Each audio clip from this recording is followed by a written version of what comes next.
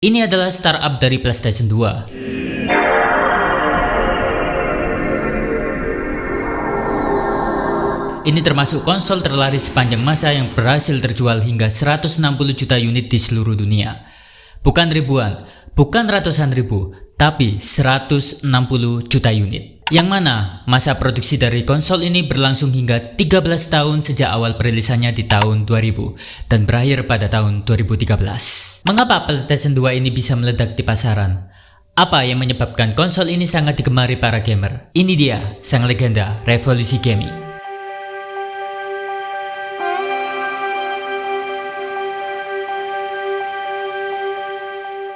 Saya akan bawa kalian ke era tahun 2000 awal, di mana PlayStation 2 ini resmi dirilis pertamanya di Jepang pada 4 Maret tahun 2000. PlayStation 2 ini bukan hanya mesin game, tapi juga simbol transisi era digital di awal tahun 2000-an.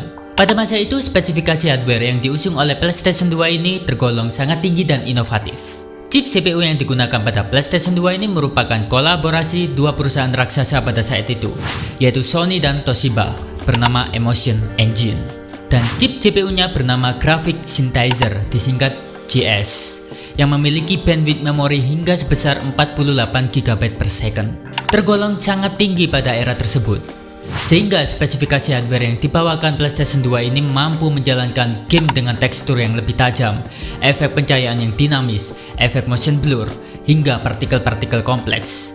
PlayStation 2 ini bukan sekedar upgrade dari PlayStation 1, tapi dia adalah lompatan generasi yang mengubah landscape gaming secara teknis dan atmosfer. Berbeda dengan generasi sebelumnya, yaitu PlayStation 1 yang menggunakan CD-ROM dengan kapasitas hanya 700 MB sebagai penyimpanan gamenya. Di generasi PlayStation 2, Sony beralih menggunakan DVD-ROM yang dapat menyimpan game hingga kapasitas sebesar 4700 MB atau 4,7 GB. Sehingga dengan dukungan DVD, game pada PS2 dapat menyimpan audio berkualitas tinggi, grafik bertekstur tajam, serta cutscene game yang sinematik. Tidak hanya itu, pada saat itu, PS2 tidak hanya mampu menjalankan game saja, tetapi juga mampu memutar video film yang menggunakan format DVD atau menjadi multimedia DVD player.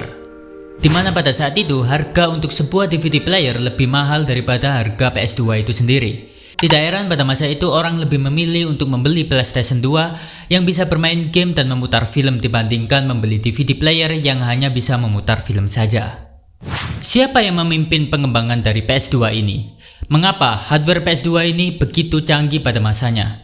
Yuk kita langsung berkenalan dengan sang kreatornya, Ken Kutaragi, yang juga dikenal sebagai Bapak PlayStation. Ken merupakan sosok visioner yang mengubah wajah industri game secara global. Awalnya dia merupakan insinyur elektronik di Sony Corporation pada tahun 1970-an. Saat itu dia terinspirasi saat melihat putrinya bermain video game di Nintendo NES, dan dia melihat ada potensi besar dalam video game. Ia sebenarnya takjub dengan video game sebagai media interaktif, namun kecewa dengan kualitas audio yang sangat terbatas pada Nintendo NES pada saat itu.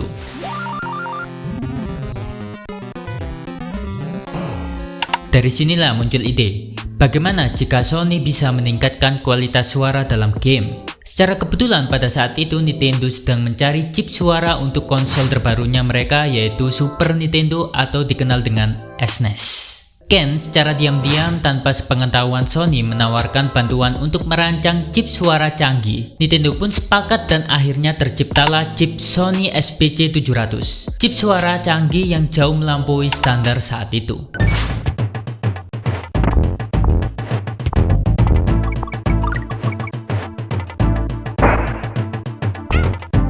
SNES sukses dan berhasil terjual hingga 49 juta unit. Keberhasilan chip suara buatan Sony ini membuka pintu untuk kerjasama lebih lanjut antara Sony dan Nintendo. Kerjasama pun berhasil terjalin dan akhirnya Sony pun sempat merancang prototipe konsol bernama PlayStation yang masih ada spasi di antara dua kata tersebut.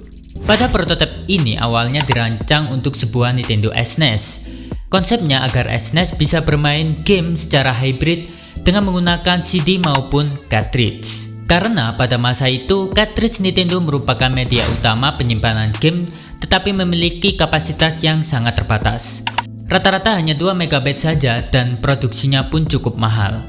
jauh dibanding teknologi CD yang memiliki penyimpanan hingga 650 MB dengan nilai produksi yang jauh lebih murah. Pada CES 1991 yang merupakan pameran industri elektronik terbesar, Sony pun mengumumkan Nintendo PlayStation. Pada saat itu, tokoh utama yang memimpin proyek ini yaitu Ken Kutaragi ikut hadir langsung dan membawa prototipe Nintendo PlayStation dan menjelaskan potensi teknologi Super Disk atau CD. Suasana pengunjung dan pendengar saat itu memiliki antusiasme tinggi karena CD-ROM sedang naik daun dan dianggap masa depan media game. Namun, di hari kedua pada acara tersebut, Nintendo menikam Sony dari belakang. Kurang dari 24 jam kemudian, Nintendo mengadakan konferensi pers dadakan. Isi pengumuman tersebut bahwa Nintendo telah menandatangani kerjasama baru dengan Philips untuk mengembangkan CD-ROM pada SNES. Sony pun sangat terkejut dan merasa dipermalukan di depan publik dan media. Presiden Sony saat itu yaitu Norio Oga merasa marah besar karena merasa dihianati setelah bertahun-tahun bekerja sama secara diam-diam sejak 1989.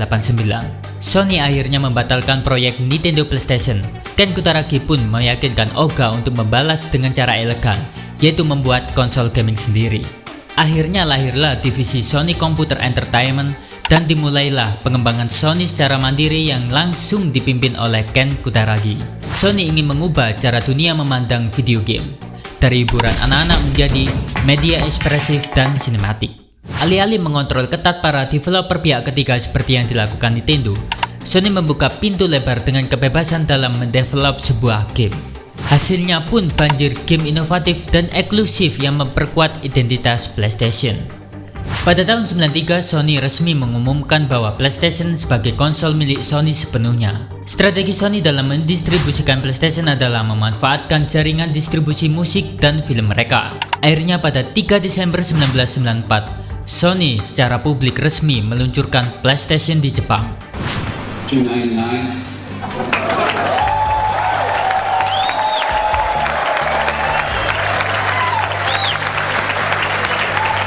PlayStation bahkan dijual di toko elektronik dan musik, bukan hanya di toko mainan.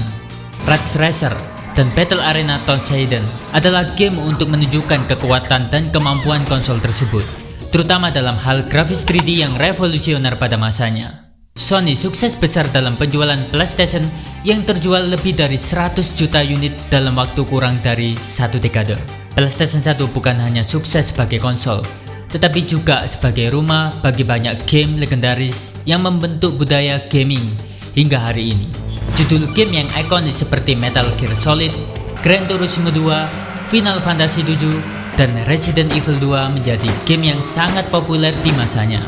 Game-game ini bukan hanya populer, tetapi juga menjadi fondasi bagi banyak seri game modern lainnya. Setelah sukses besar dengan PlayStation 1, Ken Kutaragi melanjutkan visinya untuk menciptakan konsol yang lebih kuat dan fleksibel.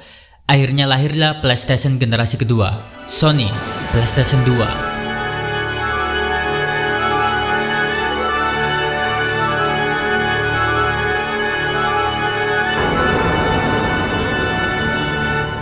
Sony mengumumkan PlayStation 2 dengan strategi yang sangat menarik dan penuh perhitungan. PlayStation 2 diumumkan dan dipresentasikan di Tokyo Game Show pada 20 September 1999. Fitur yang ditawarkan pada saat itu bahwa PlayStation 2 tetap dapat memainkan semua disk game PS1, yang artinya PS2 ini mampu backward compatible dengan game PS1.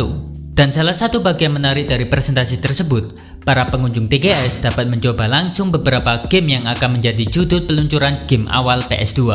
Game seperti Tekken Tag Tournament, Gran Turismo, Eternal Ring menjadikan pengunjung TGS sangat antusias dan euforia. Antrian panjang dan keramaian luar biasa di booth Sony menjadi pusat perhatian utama. Pengunjung terpukau dengan tingkat detail grafis, animasi yang halus, dan efek visual yang belum pernah mereka lihat di konsol rumahan sebelumnya. Ini memberikan betapa nyata tentang kekuatan dari CPU dan GPU PlayStation 2 ini. Secara keseluruhan, presentasi PS2 di TGS 1999 menciptakan hype yang luar biasa. Pengunjung bisa membayangkan bahwa PS2 ini akan benar-benar merevolusi pengalaman bermain game dan hiburan di rumah. Mereka melihatnya sebagai lompatan teknologi yang signifikan. Sony berhasil berinovasi dan berani mengambil resiko. Dengan membangun hubungan kuat dengan para pengembang game pihak ketiga seperti EA dan Namco, Platform PlayStation berhasil menghadirkan game inovatif dan eksklusif yang banyak melahirkan aliran baru di dunia gaming. Kekuatan dari hardware PlayStation 2 dengan cepat memperkuat posisi Sony di mata developer. Sony berhasil membangun merek yang kuat dan identik dengan gaming berkualitas tinggi. PlayStation 1 dan PlayStation 2 tidak hanya mengubah cara orang bermain game tetapi juga mengubah bagaimana mereka memandang perangkat hiburan di rumah. Kedua konsol ini menetapkan standar baru yang terus berlanjut hingga hari ini dalam industri game. Sony terus melanjutkan generasi konsolnya hingga saat ini. PlayStation 3, PlayStation 4 hingga PlayStation 5. Jika menurut kalian video ini bermanfaat, silahkan klik like dan share video ini. Jangan lupa subscribe channel saya. Sekian dari saya, terima kasih and bye.